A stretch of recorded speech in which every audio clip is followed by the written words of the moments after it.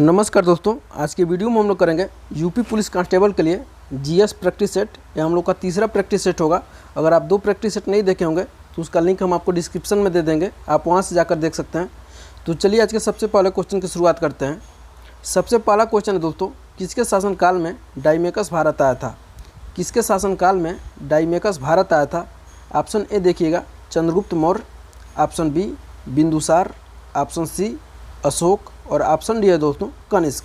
तो इसका right answer हो जाएगा दोस्तों ऑप्शन नंबर बी, यानी चंद्रगुप्त डाइमेकस जो है बिंदुसार के दरबार में आया था। और क्वेश्चन में आपसे पूछ लिया जाए चंद्रगुप्त मौर्य के दरबार में कौन आया था, तो चंद्रगुप्त मौर्य के दरबार में दोस्तों मेगास्थनीज आया था। और अशोक के दरबार में दोस्तों अशोक के दरबार में डायनिसियस आया था। आगे बढ़ते हैं क्वेश्चन नंबर 2 पे। क्वेश्चन नंबर 2 देखिएगा, इनमें से किस गुप्त शासक ने हूणों को पराजित किया था? ऑप्शन ए देखिएगा समुद्रगुप्त, ऑप्शन बी चंद्रगुप्त द्वितीय विक्रमादित्य, ऑप्शन सी कुमारगुप्त और ऑप्शन डी स्कंदगुप्त। तो इसका राइट आंसर क्या हो जाएगा? इसका राइट आंसर हो जाएगा ऑप्शन नंबर डी, यानी स्कंदगुप्त के शासनकाल में हूणों का आक्रमण हुआ था और स्कंदगुप्त ने हूणों को भारत से बाहर खदेड़ा था। तो इसका राइट आंसर हो जाएगा ऑप्शन नंबर डी स्कंदगुप्त। आगे बढ़ते हैं क्वेश्चन नंबर 3 की तरफ। क्वेश्चन नंबर 3 है आपका, भारत में प्रथम मुस्लिम आक्रमणकारी था। भारत में प्रथम मुस्लिम आक्रमणकारी था। ऑप्शन ए देखिएगा Qutubuddin Aibak, option B Mahmud Ghazni, option C Mohammad bin Qasim और ऑप्शन डी मोहम्मद गोरी। तो इसका राइट आंसर क्या हो जाएगा? इसका राइट आंसर हो जाएगा दोस्तों ऑप्शन नंबर सी, यानी मोहम्मद बिन कासिम। मोहम्मद बिन कासिम वो पहला आक्रमणकारी था जिसने सिंध पर आक्रमण किया था 711-12 ईस्वी में, 711-12 ईस्वी में। और वहाँ का शासक कौन था? राजा दाहिर था। क्वेश्चन में अगर आपसे ये भी पूछा जाए कि वहाँ का शासक कौन था, तो याद रखिएगा राजा दाहिर, राजा दाहिर। आगे बढ़ते हैं क्वेश्चन नंबर 4 की तरफ। क्वेश्चन नंबर 4 है, गुलामों का गुलाम किसे कहा गया था? गुलामों का गुलाम किसे कहा गया था? ऑप्शन ए देखिएगा मोहम्मद गोरी को, ऑप्शन बी कुतुबुद्दीन ऐबक को, ऑप्शन सी बलबन को और ऑप्शन डी इल्तुतमिश को। तो इसका राइट आंसर हो जाएगा दोस्तों ऑप्शन नंबर डी, यानी इल्तुतमिश को गुलामों का गुलाम कहा गया था, क्योंकि मोहम्मद गोरी का जो गुलाम है कुतुबुद्दीन ऐबक है। मोहम्मद गोरी का गुलाम कौन था? कुतुबुद्दीन ऐबक। और कुतुबुद्दीन ऐबक का गुलाम कौन है? इल्तुतमिश। इसलिए गुलामों का गुलाम इल्तुतमिश को कहा गया था। आगे बढ़ेंगे क्वेश्चन नंबर 5 पे। क्वेश्चन नंबर 5 आपका है, भारतीय राष्ट्रीय कांग्रेस के सर्वप्रथम मुस्लिम अध्यक्ष थे। भारतीय राष्ट्रीय कांग्रेस के सर्वप्रथम मुस्लिम अध्यक्ष थे। ऑप्शन नंबर ए देखिएगा Abul Kalam Azad, option number B Rafi Ahmed Kidwai, option number C M.A. Ansari और option number D Badruddin Tyabji. तो इसका राइट आंसर हो जाएगा दोस्तों, इसका राइट आंसर हो जाएगा ऑप्शन नंबर डी, यानी भारतीय राष्ट्रीय कांग्रेस के सर्वप्रथम मुस्लिम अध्यक्ष कौन थे? तो बदरुद्दीन तैयबजी थे। भूलिएगा नहीं, काफ़ी महत्वपूर्ण क्वेश्चन है। आगे हम लोग बढ़ेंगे क्वेश्चन नंबर 6 की तरफ। क्वेश्चन नंबर 6 है आपका, सर्वेंट्स ऑफ इंडिया सोसाइटी की स्थापना किसने की थी? सर्वेंट्स ऑफ इंडिया सोसाइटी की स्थापना किसने की थी? ऑप्शन नंबर ए देखिएगा Ishwar Chandra Vidyasagar, option number B Gopal Krishna Gokhale, option number C Dadabhai Naoroji और option number D Lala Lajpat Rai. तो इसका राइट आंसर हो जाएगा दोस्तों ऑप्शन नंबर बी, यानी गोपाल कृष्ण गोखले के द्वारा 1905 ईस्वी में सर्वेंट्स ऑफ इंडिया सोसाइटी की स्थापना की गई थी। काफ़ी मज़ेदार क्वेश्चन है यह। आगे बढ़ेंगे क्वेश्चन नंबर 7 पे। क्वेश्चन नंबर 7, बंगाल विभाजन करने वाला गवर्नर जनरल था। बंगाल विभाजन करने वाला गवर्नर जनरल कौन था?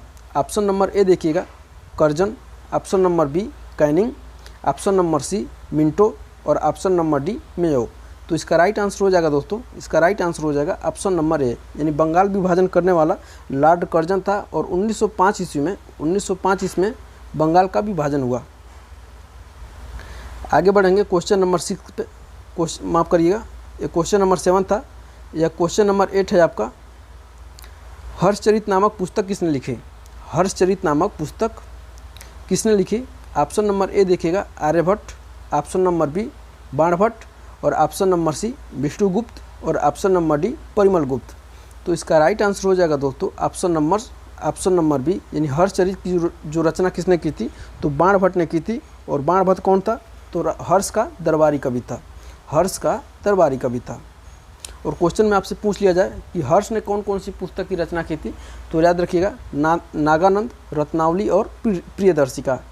नागानंद,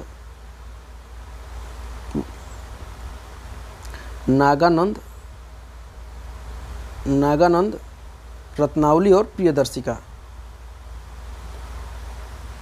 आगे बढ़ते हैं नेक्स्ट क्वेश्चन पे। Question number 9। क्वेश्चन नंबर 9 है, कौन सूफी संत महबूब इलाही कहलाता था? कौन सूफी संत महबूब इलाही कहलाता था? ऑप्शन नंबर ए देखिएगा, Khwaja Moinuddin Chishti. Option number B, Baba Farid. Option number C, Qutubuddin Bakhtiyar Kaki. और option number D, Sheikh Nizamuddin Auliya. Sheikh Nizamuddin Auliya. तो इसका राइट आंसर हो जाएगा दोस्तों ऑप्शन नंबर डी, इन शेख निजामुद्दीन औलिया को महबूब इलाही कहा जाता था। और महबूब इलाही का अर्थ होता है ईश्वर का प्यारा, ईश्वर का प्यारा। आगे बढ़ेंगे क्वेश्चन नंबर 10 पे। क्वेश्चन नंबर 10 है आपका, ब्रह्म समाज के संस्थापक थे। ब्रह्म समाज के संस्थापक थे। ऑप्शन ए देखिएगा, CR दास।